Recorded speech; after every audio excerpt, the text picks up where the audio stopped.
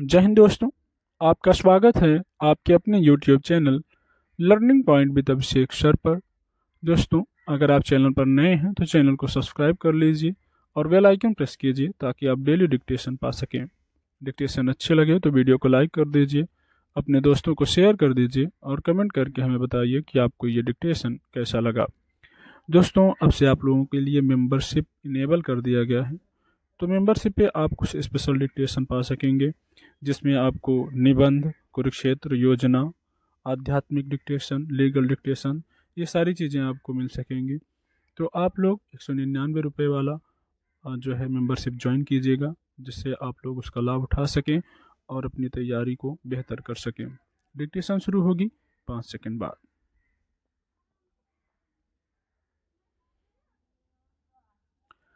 गणेश वासुदेव मावलंकर को प्यार से दादा साहब मावलंकर के नाम से याद किया जाता है। उन्हें स्वयं पूर्व प्रधानमंत्री जवाहरलाल नेहरू ने लोकसभा के जनक की उपाधि से सम्मानित किया था। नवोदित राष्ट्र की पहली लोकसभा के प्रथम अध्यक्ष के रूप में मावलंकर की भूमिका लोकसभा की कार्यवाही दक्षतापूर्वक संचालन करने तक ही सीमित नहीं थी, बल्कि एक ऐसे राजनेता की थी जिसे देश के लोकाचार के अनुरूप नियम, प्रक्रियाएं, रूढ़ियां और परंपराएं निर्धारित करने की जिम्मेदारी सौंपी गई थी। उन्होंने अपनी इस जिम्मेदारी को धैर्य, पूरी लगन तथा बुद्धिमत्ता पूर्वक और इन सब से बढ़कर उल्लेखनीय इतिहास बोध के साथ अंजाम दिया। मावलंकर का जन्म 27 नवंबर 1888 को वर्तमान गुजरात राज्य के बड़ौदा नगर में हुआ था। उनका परिवार तत्कालीन बम्बई राज्य के रत्नागिरी जिले में मावलंग नामक स्थान का मूल निवासी था। मावलंकर तत्कालीन बम्बई राज्य में विभिन्न स्थानों पर अपनी आरंभिक शिक्षा प्राप्त करने के बाद उच्च शिक्षा के लिए 1902 में अहमदाबाद आ गए। उन्होंने 1908 में गुजरात कॉलेज अहमदाबाद से विज्ञान विषय में स्नातक की उपाधि प्राप्त की। कानून की शिक्षा आरंभ करने से पहले वे 1909 में एक वर्ष इस कॉलेज के दक्षिण फेलो रहे। 1912 में उन्होंने कानून की परीक्षा प्रथम श्रेणी में उत्तीर्ण की। मावलंकर ने 1913 में वकालत शुरू की और वे बहुत ही कम समय में एक अग्रणी तथा प्रतिष्ठित वकील बन गए। जल्द ही वे सरदार वल्लभ भाई पटेल और महात्मा गांधी जैसे प्रतिष्ठित राष्ट्रीय नेताओं के संपर्क में आए। मावलंकर 20-22 वर्ष की उम्र से ही एक पदाधिकारी के रूप में या एक सक्रिय कार्यकर्ता के रूप में गुजरात के अनेक प्रमुख सामाजिक संगठनों के साथ जुड़ गए।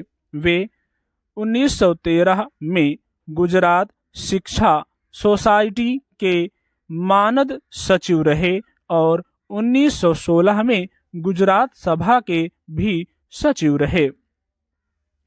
मावलंकर बहुत छोटी उम्र से ही भारतीय राष्ट्रीय कांग्रेस, जो महात्मा गांधी के नेतृत्व में देश की स्वतंत्रता के लिए आंदोलन चला रही थी, के साथ सक्रिय रूप से जुड़ गए।